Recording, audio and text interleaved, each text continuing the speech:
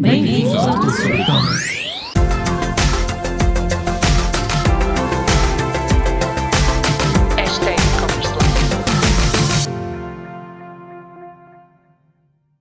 Bem-vindos de volta a mais um e-commerce à quarta. Esta é a edição 42 do nosso podcast, portanto já estamos aqui muito próximos do primeiro ano do podcast e quero agradecer a quem está desse lado e quem tem seguido o nosso podcast, o videocast, que nos segue nas redes sociais e que vai acompanhando o nosso podcast. Obrigado por estar desse lado e já sabe, se tiver alguma dúvida, alguma questão ou se quiser saber mais sobre e-commerce, basta entrar em contacto connosco. Esta semana temos um convidado no nosso e-commerce à quarta, que é o Milton, Homem Finanças, podem encontrar no Instagram ou no TikTok.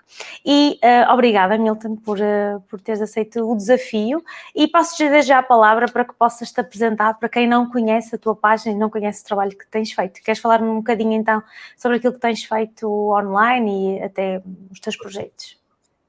Obrigado pelo convite.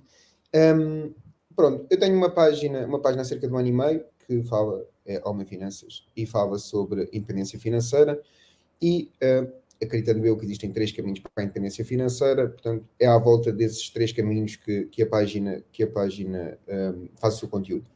Que já agora, depois posso contar a história de como é que a página surgiu. Queres que eu conte já? Sim, por favor. Sim, é um exercício, claro. até porque estamos no e-commerce e muitas pessoas até querem optar pelo e-commerce, mas têm alguma dificuldade em explicar qual é que é o projeto e qual é que é o produto. Sabem que querem deixar de trabalhar por conta de outra, não é? E é um exercício que se faz muito em gestão, até porque eu sou formado em gestão, que é o Ikigai, que é um exercício, não sei se já ouviste falar, Ikigai. Sim, conheço perfeitamente, sim. É um exercício japonês e que basicamente consiste em fazer 4 listas, uma lista das coisas que nós gostamos, uma lista das coisas que nós somos bons, e depois uma lista de como é que eu posso fazer dinheiro com isso, o que é que o mundo precisa e como é que eu posso fazer dinheiro com isso. Portanto, o último será o modelo de negócio. Na pandemia, no primeiro confinamento, algo do género, eu fiz uma lista com todas as minhas habilidades, etc. E como eu já vendo na internet há muitos anos, há cerca de 10 anos noutros negócios que tenho, essa era uma das coisas que eu era bom. Para além disso, fazia alguns investimentos, tinha algum sucesso nos investimentos, essa era outra, e eu gosto de acreditar, contra a opinião de muitas pessoas, tenho um bom sentido de humor. E, portanto, isso também lá estava. Então, tentei fazer uma página sobre renda extra, ou sobre rendimento extra, que englobasse essas 3 coisas, não é? Portanto, e tendo em conta que eu percebia bastante marketing digital, eu achava que ia conseguir escalar a página até rapidamente. Pronto, e isso aconteceu, não é? No espaço de um ano e meio, creio eu, temos 30 mil seguidores no Instagram e 20 mil no TikTok. E, obviamente, sempre com conteúdo mais sobre investimento e negócios e business e com algum sentido de humor, na opinião de algumas pessoas fraco, e eu respeito, mas eu gosto de acreditar. Isso é sempre normal, não é? Nem toda a gente concorda com a nossa forma de ver as coisas. Por acaso não recebo críticas. É raro, sei lá, uma por ano, não sei, uma em cada 6 meses. Mas é muito raro. Antes, pelo contrário, regra geral é o que gostam da página. Tem uma vantagem muito grande quando nós fazemos o Ikigai, que é fazemos projetos que estão adaptados a nós, não é? É muito difícil alguém imitar-nos porque aquele registro é muito nosso, não é? Mesmo encontrando um produto para e-commerce, se eu escolho um produto que eu percebo bastante, que já era cliente antes, etc., é mais fácil eu criar vantagem competitiva. A vantagem competitiva é uma coisa muito importante num espaço tão competitivo como o e-commerce.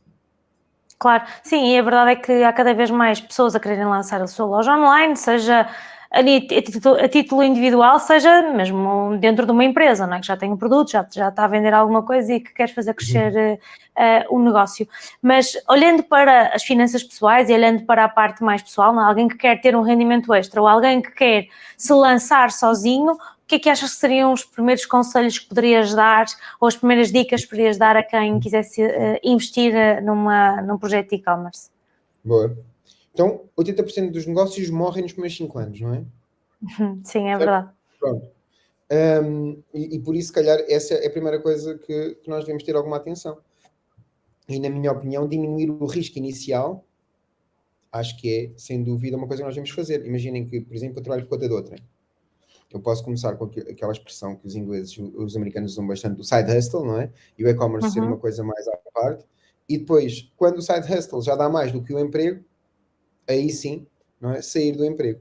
Melhor ainda é fazer isso quando eu já tenho, por exemplo, sei lá, na minha opinião, 12 meses é o ideal. Se eu tiver 12 meses para poder viver, porque na realidade o ideal é 6. Só que Na realidade, quando eu tenho 12, na realidade tenho 6, porque, pelo menos por experiência própria, há muitos anos atrás, quando eu comecei a trabalhar por mim, quando chega a meio, a gente, já só tenho mais metade do tempo para isto dar o que eu...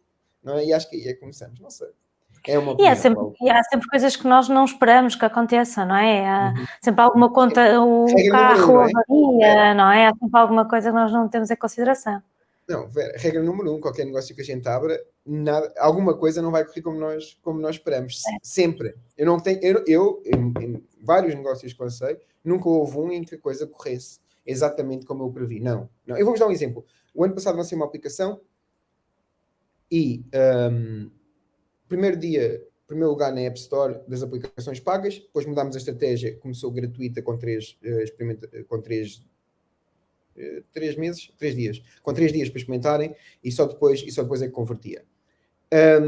E depois passámos para o top 10 das aplicações grátis, tendo em conta que passou a ser grátis porque não tinha que pagar a fase inicial, certo? E isto parece uma história de sucesso. A verdade é que, primeiro, a aplicação era para ser um drinking game. E eu fiz um vídeo, eu gosto de experimentar se o produto funciona ou não. Experimentei numa conta com 1000 e poucos seguidores um vídeo da apresentação da app e aquilo teve, sei lá, 60 ou 100 mil visualizações, uma coisa assim. E eu pensei, pronto, batemos no ponto, esta aplicação é para fazer. O que é que eu não fiz? Publicidade paga. Quando eu faço a página, foi só orgânico, não é? Testei, tudo bom. Quando eu faço a página da aplicação e vou para pagar, para fazer publicidade, a publicidade não dá. Não dá. Pois, imaginei que fosse isso que fosse dizer. Porque não permitia mais drinking games. Então, tivemos que mudar, deixou de ser um drinking game, tivemos que disfarçar ali a parte em que a pessoa bebia, pode escolher outro tipo de penalização, certo? Mas pronto, conseguimos avançar e correu bem na mesma. Mas a verdade é que o início foi turbulento, não é? Porque sempre... Sim, nós nunca testamos tudo, nunca experimentamos tudo, nunca vamos até ao limite daquilo que poderia ser o teste de um produto ou de um serviço, até porque para desenvolveres a aplicação tiveste de fazer algum investimento, não é? E é sempre difícil nós irmos testando, experimentando à medida que vamos desenvolvendo. Muitas vezes precisamos de fazer um investimento inicial até avultado, não é? Essa é outra parte, diminuir o risco, não é? Alguns truques, por exemplo, para aplicações eu recorro a freelancers que, regra geral, cobram menos, pelo menos na fase inicial. Depois não quer dizer que eu não contrato um developer para fazer manutenção da aplicação, melhorar a aplicação, etc. Eu sou muito a favor de um plano mais ou menos do que um plano incrível que eu nunca mais chego lá. Certo? Quando eu começo a ter uma visão muito grande para um determinado projeto, ok, eu começo com a visão mais pequenina que eu posso ter. Certo? E só depois para poder fazer. Senão paralisamos, não é? Pronto, esse é outro truque que eu acho que é importante. E se calhar o erro que eu vejo mais nas pessoas que começam os seus negócios em termos de risco é que começam logo a abrir empresa, parece que fazem all-in, não é? Quando também não sabem os benefícios fiscais que têm, porque, pelo menos em Portugal eu tenho essa ideia, corrijo-me se eu estiver errado, mas nós temos sempre a ideia que os recibos verdes são uma coisa péssima. Temos essa ideia. O recibo verde é uma coisa péssima. E na realidade não é. O recibo verde é uma coisa péssima quando é para disfarçar o trabalho por conta de outrem. Aí é péssimo, porque não foi criado para aquilo. Não é? Claro. É a mesma coisa que eu ir para o mato com um Ferrari e dizer os Ferraris não prestam, isto não anda no mato. Não foi criado para andar no mato. Certo? Um Pajero é espetacular para o mato. Um Pajero de 98. Certo? Portanto, imaginem, por exemplo, eu acho que a maior parte das pessoas chegou ao pé delas e disser assim: por que vais abrir empresa? A pessoa, porque uma contabilista disse. Em vez de, ok, então pergunta-lhe se tu abris atividade, quanto é que vai para o IRS? A maior parte das pessoas não sabe, só 15% da venda é que vai para o IRS. Quando eu faço, é que conta como rendimento. Ou seja, sim, e depois tens a opção de empresário em nome individual, não é? Não tens só a opção de recibos verdes, tens aqui várias opções. Tens que falar com a pessoa certa, não é? Tens que falar com o contabilista certo, nem sempre é a melhor pessoa para dar a resposta. Não são todos iguais, não sabem todos a mesma coisa. Sim. E não é só isso. E também não é aquilo que se chama a teoria da agência, não sei se é chamada em gestão, mas a teoria da agência, que é a pessoa que me vai representar, o agente, não é? Não tem o mesmo interesse que eu, que o principal. É uma coisa quando vou ao mecânico, se eu chegar ao pé do mecânico e dizer assim, o que o carro precisa? Não é? Vai-me dizer ali um monte de coisas que o carro precisa. Se eu chegar ao pé do contabilista e perguntar o que é que eu preciso, muitos deles, não digo todos, mas muitos deles vão-me vender aquilo que lhes vai dar mais lucro a eles, que é já ter um contabilista. Porque se eu abrir empresa, preciso de um contabilista. Se eu abrir atividade, até certo volume de faturação, eu não preciso de contabilista. Certo, sim, claro que não é? sim. Como é que tu validas as tuas ideias? Então, falaste aqui da questão do teste numa página menor, com alguma interação. Tens mais alguma forma de validar as ideias antes de fazeres all-in, de fazeres realmente o investimento total? Uhum. Há várias maneiras de validar. Eu primeiro gosto de falar com pessoas que me dão opinião. A primeira coisa que eu faço, uma coisa simples, todos nós temos acesso a amigos, etc. Não é que por favor, não pensem que eles vão comprar, porque eles não vão comprar, mas façam na mesma o teste. Tu compravas, não compravas, porque é que não compravas, o que é que achas da ideia? Tentem os amigos otimistas e os mais pessimistas, também tentem os dois, não se foquem só naqueles que vos vão dizer bem do vosso produto. Depois, a seguir, eu tento. Uma coisa que me interessa bastante, até antes disso, não é? Que é se eu vou ter alguma vantagem competitiva ou não. Se eu não vou ter vantagem competitiva, não entro. Se eu não tenho nada de diferente para oferecer, não vale a pena estar a entrar no mercado. Eu acho que a maior parte das pessoas acha que pode pegar um produto qualquer e pôr esse produto no mercado e depois não tem vantagem competitiva nenhuma e depois não consegue vender. Ou tenta competir pelo preço, não é? Depois compete pelo preço, não tem margem, depois esquece de meter a margem para o marketing e depois aquilo tem receita, mas não tem lucro, não é? E entramos nessa espiral que é difícil sair. Ok. Essa é uma forma de validar. Há outras formas de validar, como fazer a página, montar tudo. Se forem bons a fazer páginas, então, e não precisarem pagar a ninguém. E se não precisarem pagar, por 20 euros arranjam alguém para fazer uma página em plataformas como o Fiverr ou o Workana ou algo do género. Alguém para fazer a página e tudo funciona menos o checkout. E vocês sabem quantas pessoas é que carregaram para meter no carrinho ou carregaram naquele botão, e isso pode ser outra estratégia para utilizar. Muitas vezes, depende, eu também pergunto à minha audiência o que é que ela quer. Por exemplo, em alguns produtos digitais. Acham que isto dava sentido? Depois vejo os votos, não é? Eu comprava isso, eu não comprava. E às vezes também depende das armas, das ferramentas que nós temos a nosso favor e que podemos usar. Quando estamos numa fase inicial, é mais difícil utilizar uma audiência com a audiência que eu tenho, por exemplo, não é? Claro, é mais difícil a interação, é mais difícil a resposta, até porque se for uma página pessoal, por exemplo, não é uma página já segmentada a um determinado tema, é uma página pessoal, torna-se mais difícil numa fase inicial receber feedback, porque quem está a seguir não está a seguir propriamente por aquele motivo, provavelmente Exatamente. é amigo, é familiar, conheceu a pessoa num evento, não é? Portanto, é um bocadinho mais difícil. Há bocadinho falaste nos 12 meses. Quando falamos em 12 meses, estamos a falar 12 meses de custos pessoais e custos da empresa, não é? Isso temos de ter em consideração se nos lançamos assim aos leões. Mas por outro lado, também existe aqui outra questão que eu acho que deve ter sempre ser tida em consideração, que é nem todos os negócios têm que ser para full time. Eu posso querer ter aquele side job apenas para gerar rendimento extra, para poder investir ou para poder ter umas férias. Eu acho que às vezes até é difícil para quem lança um side job não gastar aquele dinheiro. O que é que achas? Acho que muita gente faz isso porque precisa de rendimento extra e não consegue estar a juntá-lo para poder investir num negócio mais tarde. Para escalar o negócio? Nunca tinha Sim, pensado não sei nisso. se sente isso. Nunca tinha pensado nisso. Eu não sei, porque, imagina, a audiência que eu costumo ajudar a montar negócios, ela já tem, assim, uma predisposição para poupar e investir. Ok. E se calhar nisso tenho essa vantagem de não sentir muito isso. Mas é provável as pessoas, algumas querem só fazer algum dinheiro a mais para ter uma vida mais desafogada, e é justo. Certo, E claro. fazer mais 200, 300 euros por mês, se calhar ajuda, sim. Sem dúvida. No entanto, eu acho que começando, eu acho que a melhor estratégia, na minha opinião, vale o que vale, é começar por criar uma audiência para o produto que faça sentido naquele nicho, criar uma audiência com memes, há tanta coisa que se pode fazer, não é engraçada. E depois de já ter os seguidores, porque isso vai-vos poupar imenso dinheiro em publicidade e vai-vos garantir clientes todos os meses. E depois tudo o que vier com marketing direto vem depois. É que se não criar uma audiência no início, vai ser muito difícil depois criar a audiência enquanto tem o produto. E se calhar eu acho que vejo pouca gente a explorar esse tipo esse tipo de negócio. Parece-me. Ok, então primeiro criar audiência, primeiro criar o público interessado, não é? E só depois lançar o produto, até porque a publicidade só potencia o que já tem procura. Não é?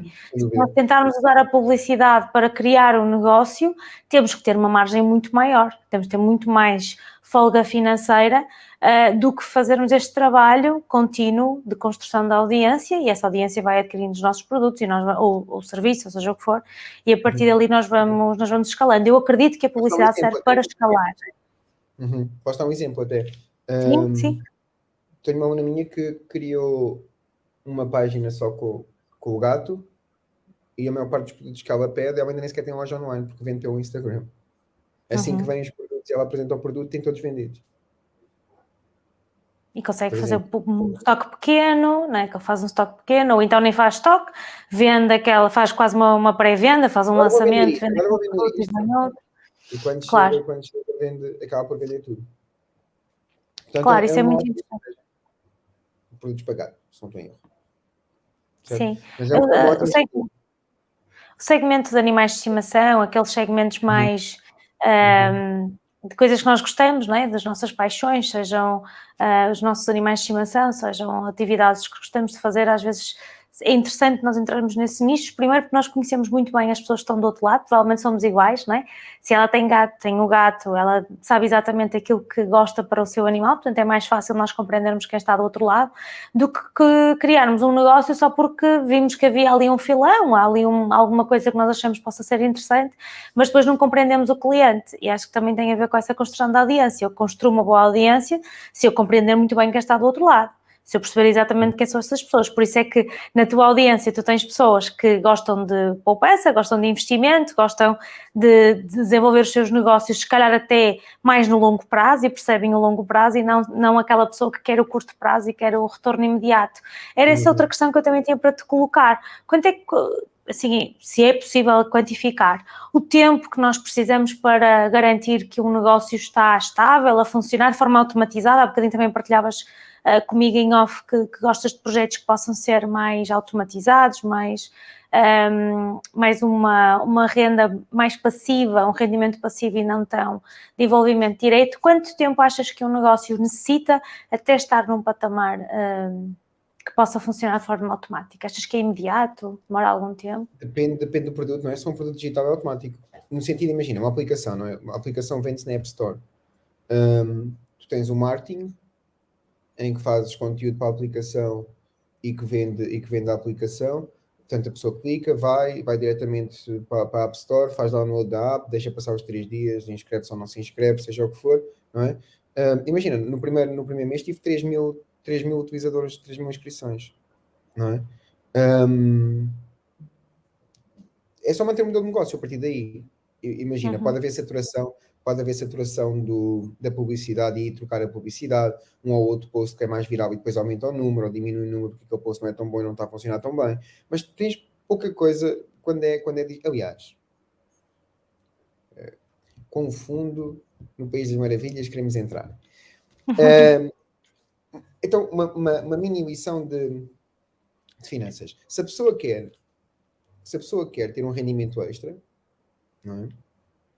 Estamos a dizer que a pessoa quer receber sem estar a trabalhar. Faz sentido? No sentido em que eu não quero receber à hora. Okay. Então, para eu não receber à hora, alguém tem que trabalhar por mim. Ou alguma coisa tem que trabalhar por mim. Existem três coisas que eu posso alavancar, neste sentido de alavancar para não estar a trabalhar por mim. Caso contrário, eu vou ter que receber um determinado valor à hora. Okay? Existem três coisas. Primeiro, o trabalho de outros. Ou seja, posso ter outras pessoas a trabalhar para mim. Aqui é o mais conhecido. Já utilizamos este tipo de alavancagem há cerca de 10 mil anos, desde que inventámos a civilização e que passou a existir a agricultura. E é uma das possibilidades. É mais chata de todas, porque gerir pessoas é chato. É chato no sentido que é mais difícil, está bem? Depois da Revolução Industrial, aprendemos a alavancar outra coisa, que é o nosso capital. Eu posso pôr X dinheiro em ações com dividendos, ou em obrigações, ou comprar um negócio, e posso alavancar o meu capital, e pôr o meu capital a trabalhar para mim. Certo? Portanto, temos duas coisas que a gente pode alavancar. Pessoas, um bocadinho mais chato, capital, menos chato, mas o rendimento eu tenho que ter muito capital para conseguir um rendimento dali. Certo? Certo. Okay. Uma terceira que surgiu na década de 70, que é código, seja ele em que forma for, não é? Eu posso ter código a trabalhar para mim. Vou dar um exemplo. Eu não preciso estar a vender neste momento porque tenho campanhas de marketing que estão a rolar para mim e a vender para mim, estão vendas a entrar. Certo? Portanto, posso fazer um conteúdo no YouTube, que não deixa de ser código, o código está aqui por trás, né? Posso fazer um conteúdo no YouTube, aqui eu vai gerar receita, e eu já não estou a trabalhar, não sou eu que estou a apresentar agora neste momento o meu conteúdo no YouTube. Certo? Pronto. Portanto, uma dessas três coisas eu tenho que conseguir alavancar, posso alavancar as três. Imaginem, eu alavanco as três, eu invisto capital, tenho código a trabalhar para mim e tenho pessoas a trabalhar para mim também. Certo? Okay. Mas uma dessas três, agora, destas três, a pergunta era qual? Eu não sabia que eu disse isto. Qual era a pergunta? A pergunta era em que sentido? Eu estava a chegar a algum lado. Okay. Até eu me perdi. Okay. Agora, se nós formos destas três, qual é que é mais barata? Não é? Qual é que é mais barata? Bom, a mais barata, em princípio, será o código. Imaginem, se eu fizer um determinado conteúdo no YouTube, eu não preciso pagar nada por esse conteúdo. Se eu ficar viral no TikTok a vender determinados produtos, imaginem, eu posso muito bem fazer marketing de afiliados, por exemplo, pôr um link para um determinado produto e eu sou bom a tornar aqueles produtos virais. Eu preciso de investir zero. Não é? Certo? Depende de muita coisa. Boa. Então. Os afiliados não é assim tão transparente. Há muitos afiliados que investem em campanhas de Google, investem em campanhas em vários canais para conseguir alavancar ainda mais a visibilidade que querem ter nos produtos que estão a comercializar. Podem não vender diretamente, mas ganham aquela comissão e, portanto, não é assim tão transparente, nem tão literal, não é? Sem dúvida alguma, concordo plenamente. E a viralidade no TikTok também não é assim. Se calhar temos que experimentar fazer 100 conteúdos, 200 conteúdos, 300 conteúdos, até acertarmos num que se torna viral. Eu acho que a dificuldade da maior parte das pessoas, e volta a uma questão que já coloquei antes, é o tempo. A maior parte das pessoas não está disposta a investir o tempo necessário para executar todas essas tarefas e até ter o resultado que será a alavancagem, será o crescimento do negócio, será mais clientes de forma gratuita, não é? Portanto, acho que é toda uma questão de tempo, há investimento e tempo, e muitas vezes o que nos falta é a capacidade de perceber que é preciso tempo para que as coisas aconteçam, não é? Não é só uma questão de investimento, não é? Concordo plenamente. Mas aí voltamos à história do Ikigai. Eu acho que quanto mais próximo o negócio que nós estamos a lançar for mais próximo daquilo que eu sou bom, das minhas skills, não é? Menos tempo eu vou precisar. No sentido em que, imaginem, uma equipa que joga em casa ganha mais jogos, certo? Joga melhor. E acho que o Ikigai vai ajudar muito nesse sentido, em escolher um produto que realmente eu percebo daquele nicho, que eu consigo comunicar com aquele nicho, como tu há bocado disseste muito bem. Lá está, quando eu sou dono de um gato e tenho produtos pagados, eu percebo a minha audiência e sei como é que lhe vou vender, não é? E daí, se calhar, eu acho que isto da pergunta veio, qual é a velocidade, não é? Que chegamos lá. Eu acho que quanto mais eu perceber a minha audiência e for melhor a vender, menor espaço de tempo eu vou precisar.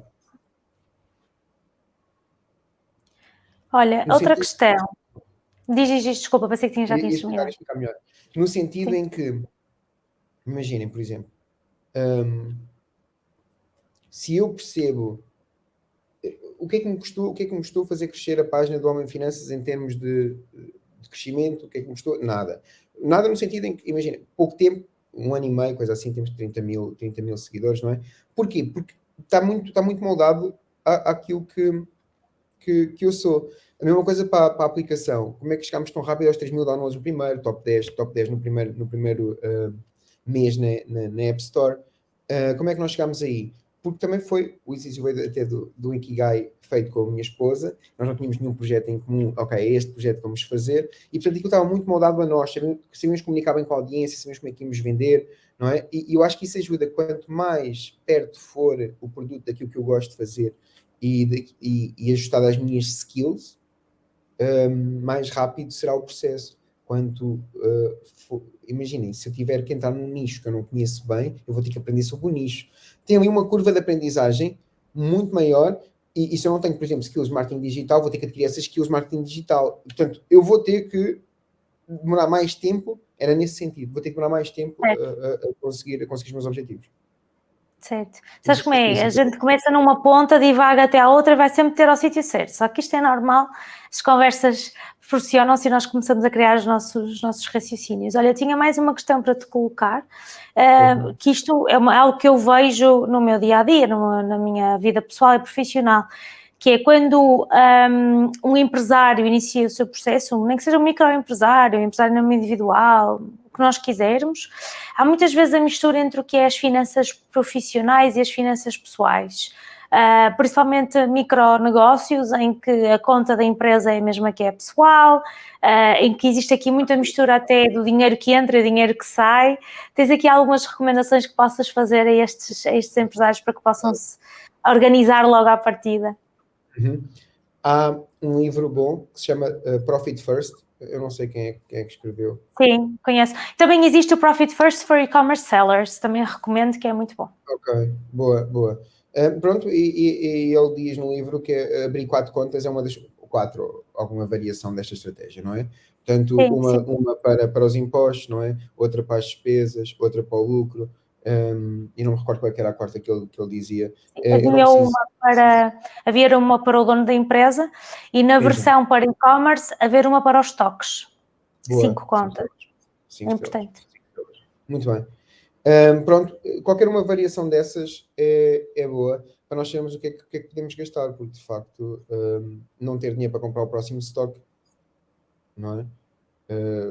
Mata o negócio e mata a fonte de rendimento. Então acho um erro crucial e acho que o facto de criar estas várias contas ajuda bastante e acho que não precisamos estender muito mais, porque em princípio isso será suficiente. Para além de que, imaginem, põe-nos a lutar para o lucro, isto em termos de objetivo, na minha opinião, põe-nos a lutar para o lucro em vez de nos pôr a lutar para a receita. A receita é uma coisa enganatória, não é? E eu não sei, agora estou curioso, eu gostava de fazer uma pergunta. Claro, pode todas. ser? Boa. Parece-me que a primeira coisa que mata os e-commerces, eu pelo menos às vezes gosto de virar e-commerce, as pessoas pedem consultoria, eu vou lá virar, e normalmente o primeiro erro é sempre a mesma. A pessoa está a tentar competir com o preço, mais nada, a pessoa tentou competir com o preço, a margem é diminuta e a pessoa não vê que às vezes nem tem margem, a margem é negativa. Quando mete a publicidade. Não faz isso, não? Sim, completamente, todos os dias. Nós no Tudo Sobre E-Commerce fazemos check-ups também financeiros, portanto fazemos check-ups de usabilidade e conversão, marketing digital e também vemos a parte financeira das empresas e é sempre uma desgraça nessa parte, infelizmente, porque o que é que acontece? Nós até podemos estar a fazer bem as nossas campanhas de marketing, bons conteúdos a trazer as pessoas, mas o que nos liberta de margem não é sequer suficiente para pagar as contas, quanto mais voltarmos a investir no negócio. Esse, sem dúvida, que é um dos pontos-chave em termos de margem.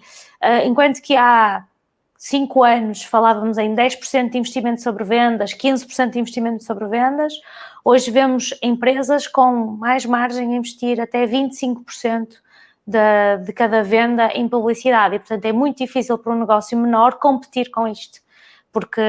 Quer dizer, se não há margem, não há possibilidade de investimento. Essa é uma das questões.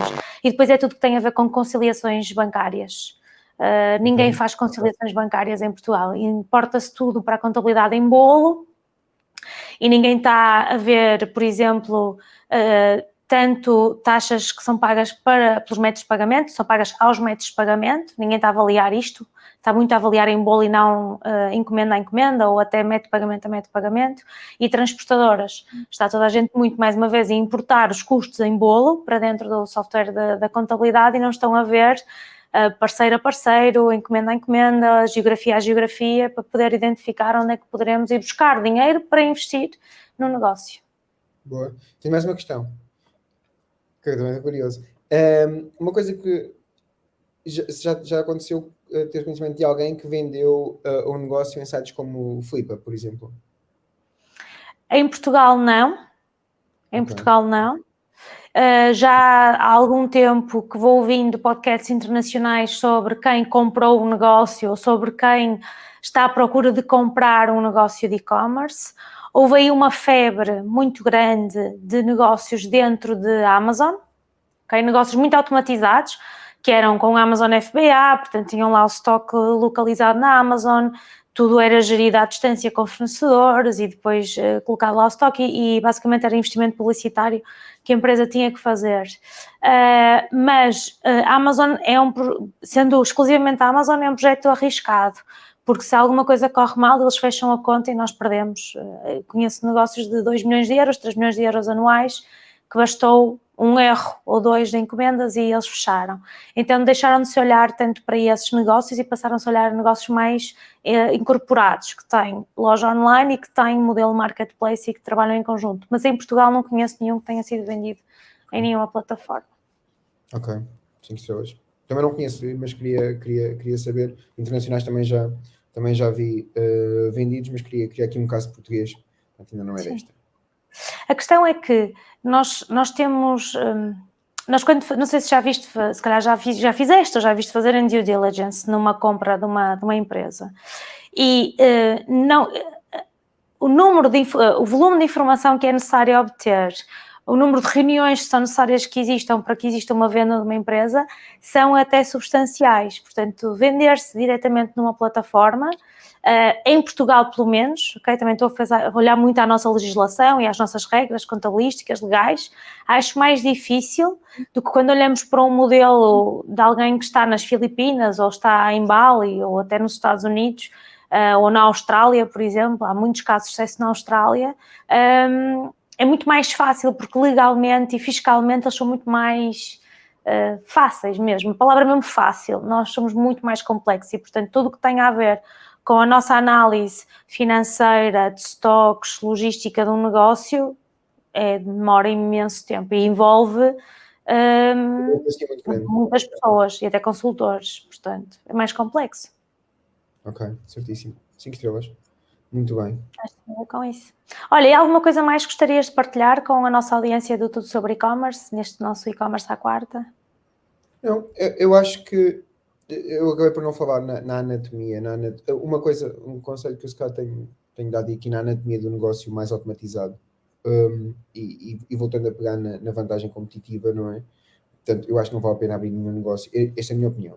Acho que não vale a pena abrir nenhum negócio quando nós não temos vantagem nenhuma competitiva. E às vezes perguntam muito sobre fazer dropshipping, etc. Bom, há situações em que, imagina, eu conheço muito bem a audiência, ou sou muito bom a fazer marketing, e tenho uma vantagem competitiva que não está a ser explorada, eu consigo fazer um anúncio melhor do que a concorrência, etc. Mas a vantagem competitiva não tem que ser só o meu produto é melhor do que o outro, não é? Eu posso ter uma vantagem num mercado que posso explorar. Mas uma forma, se calhar, que as pessoas esquecem um bocadinho de usar para conseguir vantagem competitiva é, muitas vezes, ir, sei lá, a feiras internacionais, coisas assim, que tem lá produtos, ou feiras aqui em Portugal, na FIL ou algo do género, em que tem lá produtos em que, de facto, alguns produtos não têm presença online, porque a pessoa já tem, às vezes, 65 anos ou uma coisa do género, que é uma coisinha que foi fazendo e não consegue mexer nos meios digitais e não arranja ninguém para fazer, e às vezes fazer parcerias com essas pessoas, indo a feiras, etc., é bom para caçar produtos com vantagem competitiva. Tenho aqui um que não posso dizer qual é que é, mas encontrei, por exemplo, numa dessas feiras, encontrei um produto que de facto era muito diferente de tudo o que eu tinha visto e que ela conseguia produzir em massa o suficiente para experimentarmos a presença online. Como não está lançado, não posso partilhar, mas está quase. Boa. Sim, isso é uma ótima ideia, sem dúvida, porque, na verdade, nós não precisamos de inventar tudo, não é? Nós podemos encontrar parcerias e esses parceiros nos ajudarem a lançar novos projetos, novos negócios. E dar-nos a vantagem competitiva que nós não temos, por exemplo, em termos de produto, não é? E usar as nossas forças que nós temos, seja de marketing, seja do que for. Sim, sem dúvida alguma. Claro que sim. Muito bem. Outra coisa, em termos de anatomia, do negócio, acho que diferentes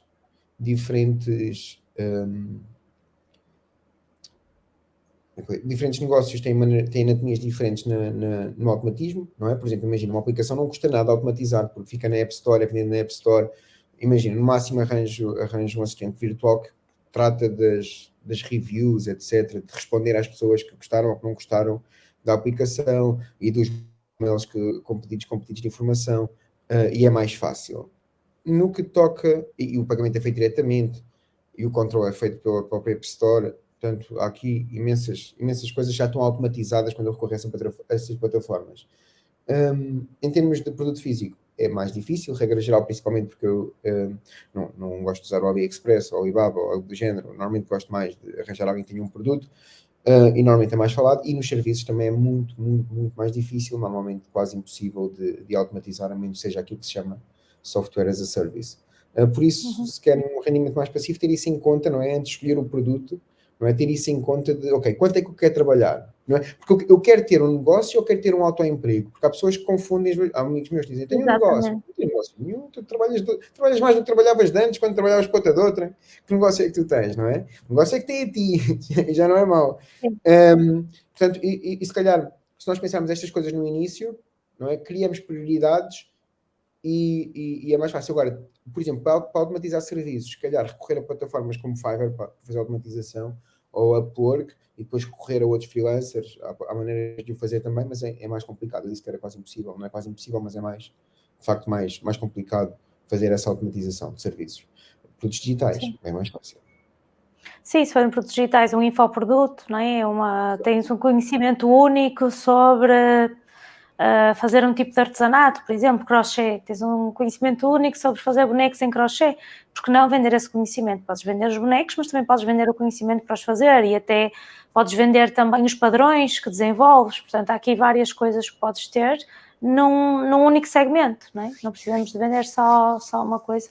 E há uns anos, e estes últimos anos, com as pessoas estarem mais em casa, agora nem tanto, mas o facto das pessoas estarem mais em casa, de poderem usufruir mais da sua própria casa, tudo o que tem a ver com produtos que envolve algum trabalho manual, até para passar o tempo, até como hobby, pode ser algo interessante e a pessoa pode desenvolver aqui várias áreas de negócio e não apenas uma. Acho que pode ser interessante.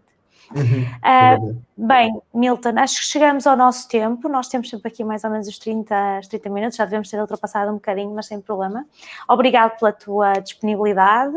E quando tiveres novidades nos teus projetos, diz-nos para podermos partilhar também.